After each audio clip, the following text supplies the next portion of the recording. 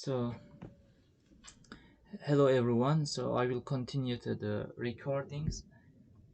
So main question in the sampling is that what do we need to know about the population? This one is very important. So you have a data. So this data in sample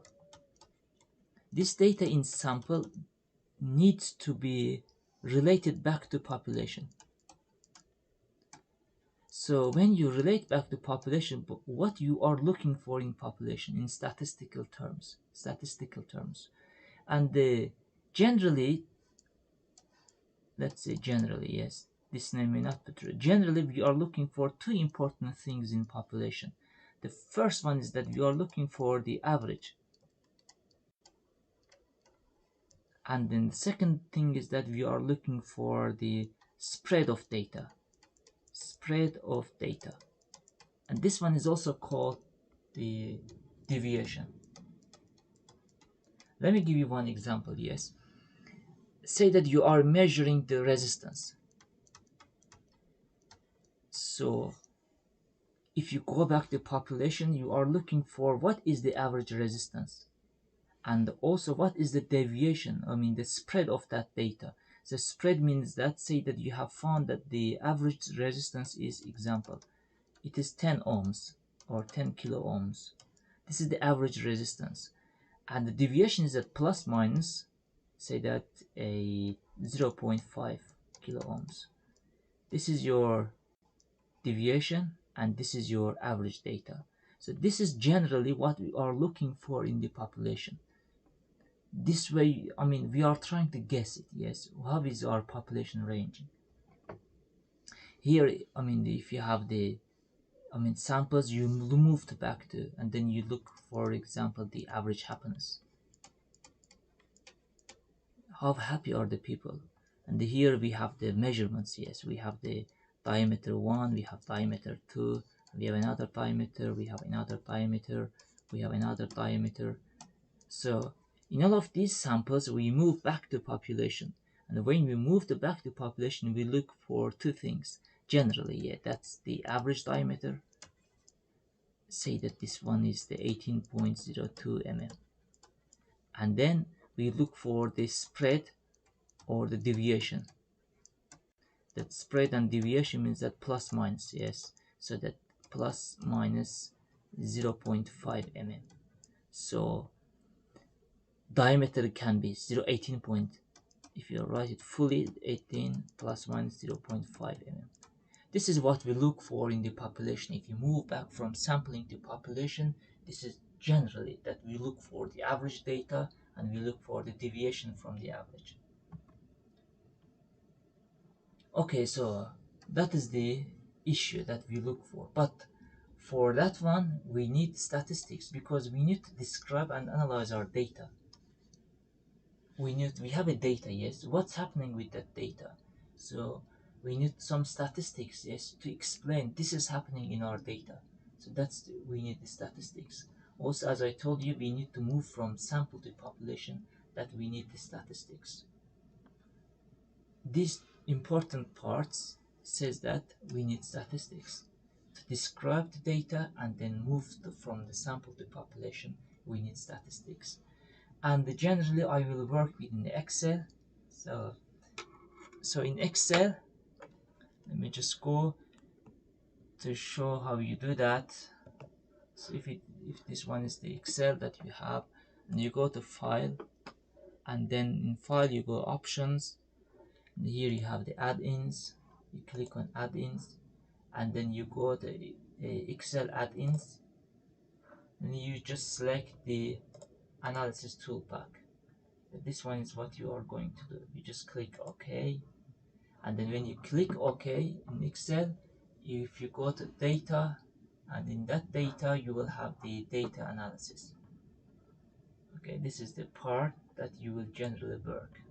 This one is very important for our class and for statistics, because here we will look for histogram, we will look for descriptive statistics, and then we will look for the, and you can also look for the random number generation. And then in the future, if you are interested in statistics, ANOVA is also very important that you can do with this part of the statistics.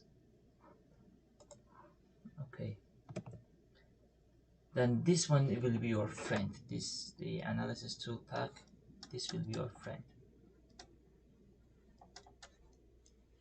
Okay, so let me give you one example. So this part is the the frequency chart, and this one is the description of data. How do you describe your data? And one of them is this frequency chart. So say that you have a, this one is actually a sample.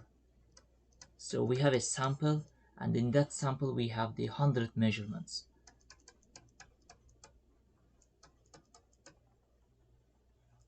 Of the diameter. So you can see that 100 measurements of the diameter. And then we are looking for a frequency chart for it. How do we do the frequency chart? You count. So essentially it means that the number of occurrences. Okay, you count the number of times that each of them appeared. So 80, so it appeared 2 times. So if you look for 80 here, so let me just go 1, it happened, and then the 80 we have 1 more time. So you see it happened 2 times. And then you look for the 79, and then 79 you will look for, so let me just, if it happened on the ones, and then you can check by yourself. It looks tough for me. Okay, here 79. So similarly for others, you count how many times it happened.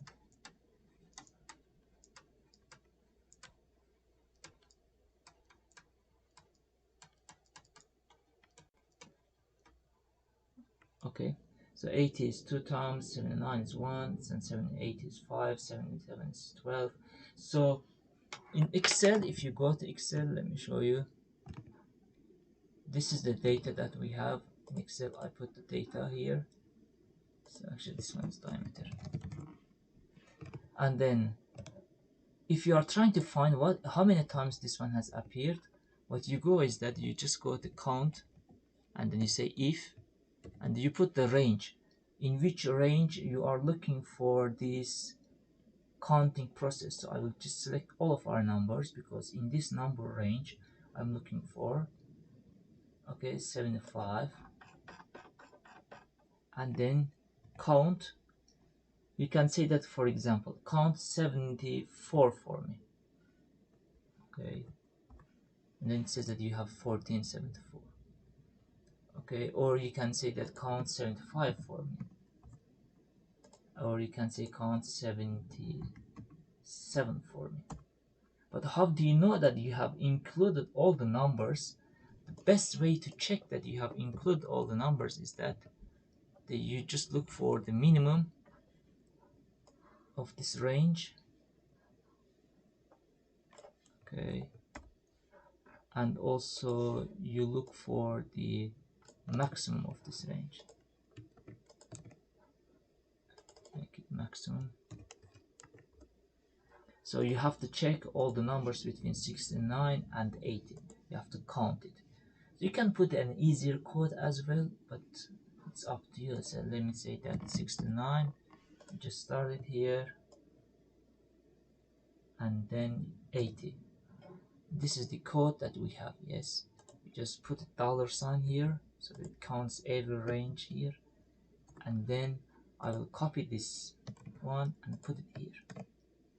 Okay, and then instead of 77 here, I'll just put the first cell here.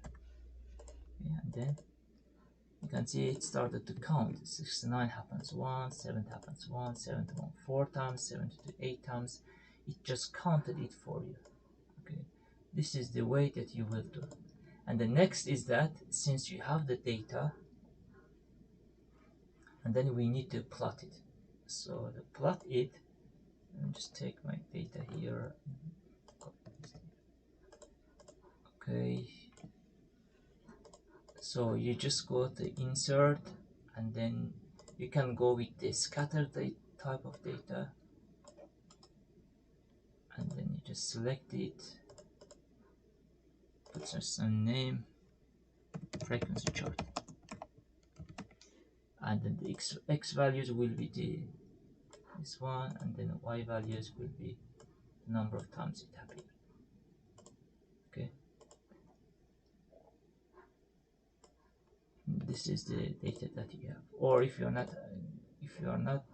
don't like it, you can change the chart type, for example the bar chart, and then this way you can see how your data looks like, and then you can format it, and then you can put less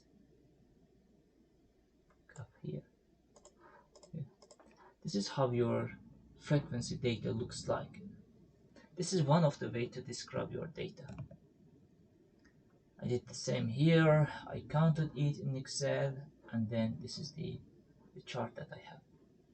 Okay, this is the first way of the describing data, so that we have the frequency chart. So for example 69 appeared once, or the 75 appeared 24 times. Okay. Another one is that your data here on my data, you can see it looks like a, if I do something like this one, it is a symmetric. It's not purely symmetric, but it is almost, let's say, almost symmetric. If you look for this one, half is here and the rest half is here. Okay, it is symmetric, but it is possible that more of your data is on the left side. You can see more here and then less here. So this one is your tail. Or it may happen that you have a data something like this one. The tail goes to the left, and then you have less data here, and then you have more here. When we have more here, because you can see it happens multiple times. For example, 7 to 9 happens 24 times, 7 8 happens 20 times. So if we don't have the symmetry, lack of symmetry, okay, and then the lack of symmetry, we call it as the skewness.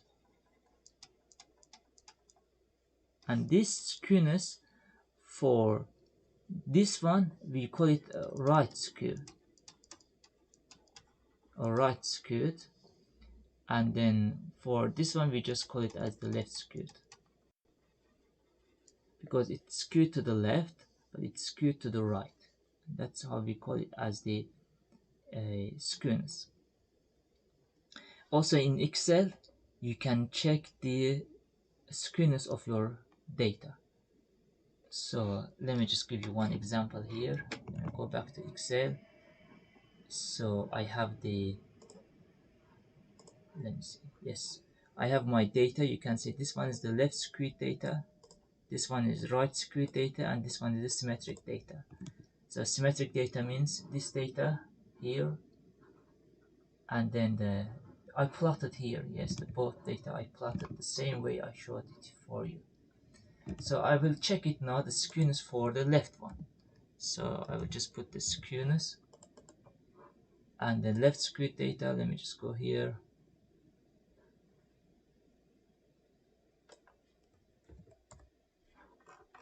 And then I have the right skewed data for this one also. I will just check and then go to right skewed data.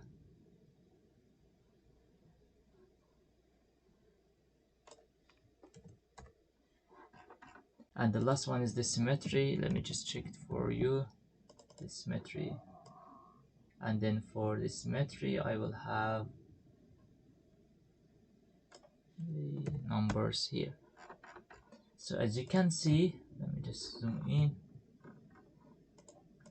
So left skewed you have the negative value, right one you have the positive value, and symmetric you have the, it's not perfectly symmetric, but if it was perfectly symmetric then the value should be 0. So if I go back to here, I will say this one. Let me write it here. If it is the right screen data, so you have the screen is greater than 0. If it is left screen data, you have the screen is less than 0.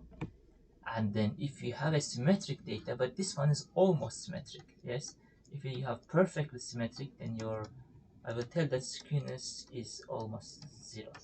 Okay, it was negative 0.08, but yes, it is almost 0. This is the one way of the analysis of the graphs. I mean, next recording I will talk about more about the description and the analysis of the graphs.